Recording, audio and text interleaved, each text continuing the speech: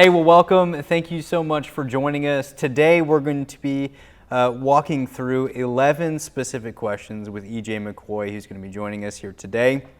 Now, these questions, I want to make sure you understand, I did not personally come up with these. They come from the author Tim Ferriss, his book, Tribe of Mentors. Tim Ferriss is an author, entrepreneur, angel investor, performance guru. He does all sorts of really cool stuff. But the book, Tribe of Mentors, are these 11 questions, and they're asked to a plethora of successful people in their own rights, and the book is just their answers. And it's an incredible book to learn some commonalities and things, best practices that you can pull from your life. And so I thought that was incredibly relevant in the purpose of what we're trying to do here, which is simply to connect. It's simply to create some engagement and share some stories, get to know each other. So I'm going to be asking Mr. McCoy these questions, and I really hope that you get to, I hope that you enjoy it, and I hope you get to learn something about EJ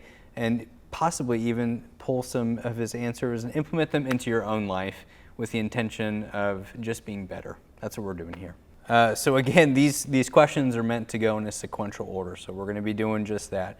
The first one is, what is the book or books that you've been given most as a gift and why? Or what are 1 to 3 books that have greatly influenced your life? Okay, so I'll answer both questions. Perfect. The literal answer to the book I have given the most of or whatnot would probably be Raving Fans. Mm-hmm.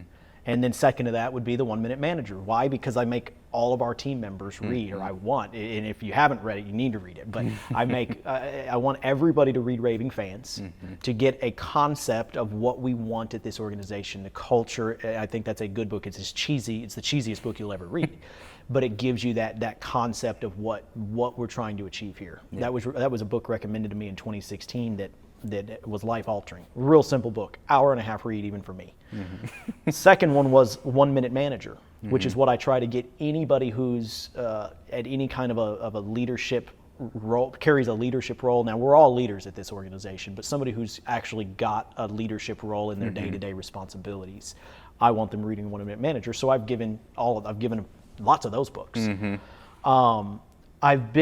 I've not necessarily been that historical guy who's just handing out books. Hey, Jeremy, read this. Hey, Ben, read this. You know, they're necessarily like that. And so those come to mind. Now, books that I would always recommend and have recommended, the key books, are going to be one of the first books I ever read that really planted the seed to start to shift my attitude, to start to educate myself, which was Magic of Thinking Big. Mm-hmm. Another book that comes to mind that is actually very similar to Magic of Thinking Big, it's actually almost the original version of Magic of Thinking Big, if you will, and that's Think and Grow Rich by Napoleon Hill. Again, it's about mindsets, it's about attitude, it's about how we all get stuff thrown at us, and everybody's life is unique, but at the same time, it's all about how we react to the things that are thrown at us, the things that come our way. It's about our, again, attitudes and mindsets.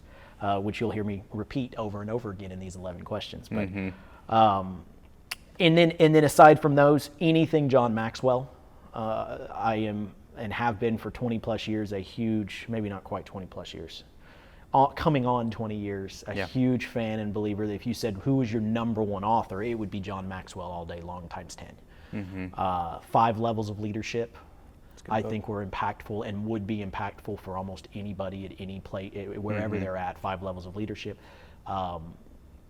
Winning with People, which I think is just an easier read than the classic How to Win Friends and Influence People. It's a John Maxwell book, Winning with People. That would be another good one. Yeah, those are really good books. Have you read both of those?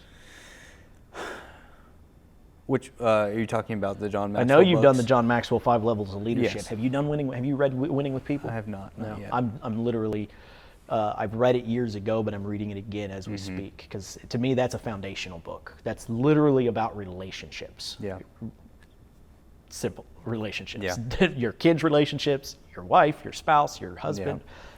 Yeah, it's about relationships. We talked to one of the last podcasts. We talked about the history of starting weed extinguishers and integrating and the people involved. And initially there was some difficulty and inner workings of trying to find the right kind of people. And so you use the phrase toxic environment. And I think that it sounds like what has made the most difference for you is the emphasis on connecting with people and establishing relationships with people. And I think what that does is create a very healthy environment. Yeah. And that's what is a huge focus. It's about being real. Yep. It's about being real. And yes, look, this is not something that came natural to me. Sure.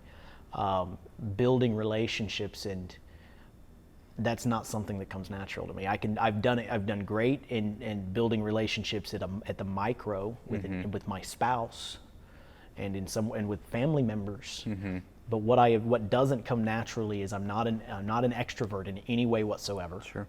I'd rather sit in my garage and daydream all day by myself. And so the relationship aspect and getting out there has definitely been an area that has been it's learned, and it's something that I have to continually work on. And I go through seasons. Sometimes I'm good at it, and I get to a new level, but then I let that habit go, and I have to go back and try to rebuild it. Yeah.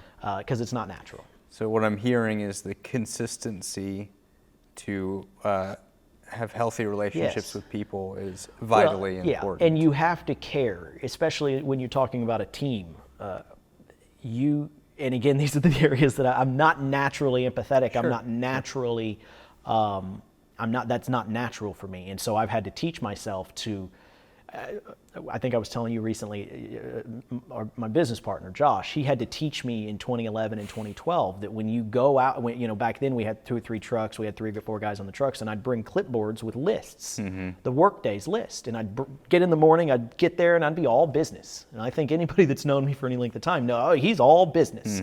And I think on one hand, that's a good thing. But if I'm not careful, what that really means is, he's never asking you, he doesn't ask you how you're doing, he's just all business. And I have to figure out how to not always be all business and actually stop and say, how's your morning going? Yeah. How are you doing?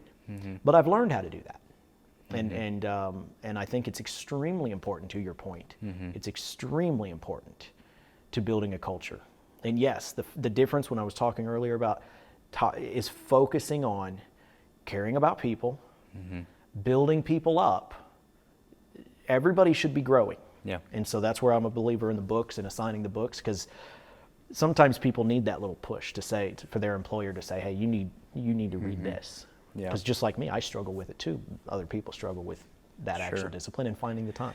Well, that's where I'm incredibly thankful to be in the position that I'm in, to get to focus on these books that we're reading and expand upon them and interject the key principles into the culture. Because if we want to build a legacy, it's not just about the services that we provide and how happy our client, it's about the people within these organizations, and we have to focus on that. So that's phenomenal.